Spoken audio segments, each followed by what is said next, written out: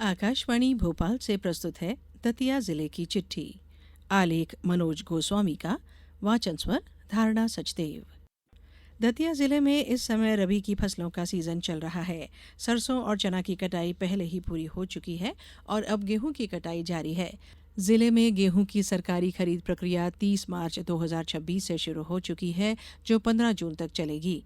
वर्तमान में मंडियों में गेहूं का भाव करीब 2,255 से 2,352 रुपए प्रति क्विंटल के बीच चल रहा है, जबकि सरकारी समर्थन मूल्य 2,585 रुपए प्रति क्विंटल निर्धारित किया गया है। इस बार पिछले वर्ष की तुलना में समर्थन मूल्य में 160 रुपए की बढ़ोतरी की गई है। अब बात मौसम की।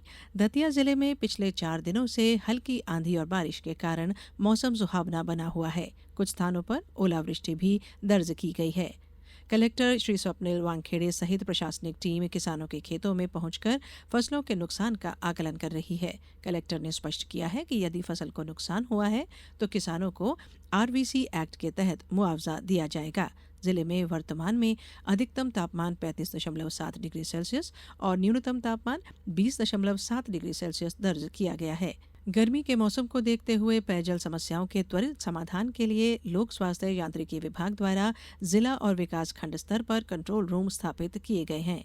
जिला स्तरीय कंट्रोल रूम उपखंड कार्यालय दतिया में बनाया गया है। यहाँ शिकायतों के समाधान के लिए अधिकारियों और कर्मचारियों की ड्यूटी लगाई गई है। साथ ही उनके मोबाइल नंबर भी जारी किए गए हैं ताकि आम नागरिकों को तुरंत सहायता मिल सके। जल संरक्षण को लेकर जिले में जल गंगा संवर्धन अभियान चलाया जा रहा है।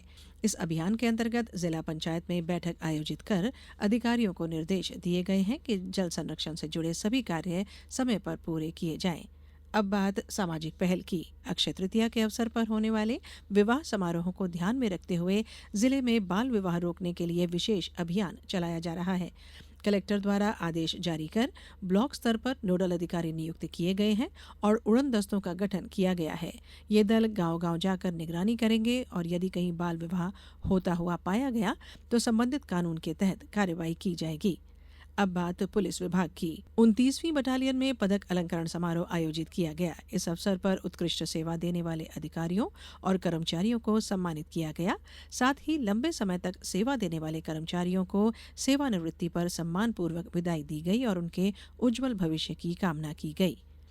अब शिक्षा से जुड़ी खबर। नए शैक्षणिक सत्र की शुरुआत हो चुकी है और छात्र छात्राएं किताबें और कॉपियां खरीदने में जुट गए हैं। इस बीच जिला प्रशासन ने निजी स्कूलों को स्पष्ट निर्देश दिए हैं कि वे किसी भी अभिभावक को किसी विशेष दुकान से किताबें, यूनिफॉर्म या अन्य सामग्री खरीदने के लिए बाध्य नहीं कर सकते। जिला शिक्षा अधिकारी ने कहा है कि अभिभावक अपनी सुविधा अनुसार किसी भी दुकान से सामग्री खरीद सकते हैं। बात पेट्रोलियम आपूर्ति की। जिले में इस समय डीजल, पेट्रोल और एलपीजी की कोई कमी नहीं है। फिर भी एहतियात के तौर पर प्रशासन ने आपूर्ति व्यवस्था की निगरानी के लिए एक समिति का गठन किया है। ये समिति आपूर्ति को सुचारू बनाए रखने और उपभोक्ताओं की शिकायतों का त्वरित समाधान सुनिश्चित करेगी। बात किसान सम्मेलन की। भांडेर में आयोजित कार्यक्रम में मुख्यमंत्री डॉक्टर मोहन यादव शामिल हुए। उन्होंने किसानों को देश का भाग्य विधाता बताते हुए उनके योगदान की सराहना की। मुख्यमंत्री ने बताया कि प्रदेश में सिंचाई का रकबा लगातार बढ़ा है और किसानों को विभिन्न योजनाओं का लाभ दिया जा रहा है। कार्यक्रम से पहले मुख्यमंत्री एक किसान के खेत में पहुंचे और स्ट्रॉ रीपर मशीन पर बैठकर खेती का अनुभव भी किया।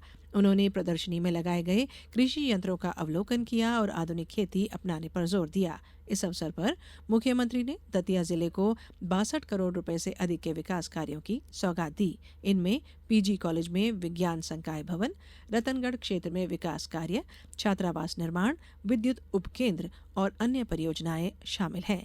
दतिया जिले की चिट्ठी समाप्त हुई।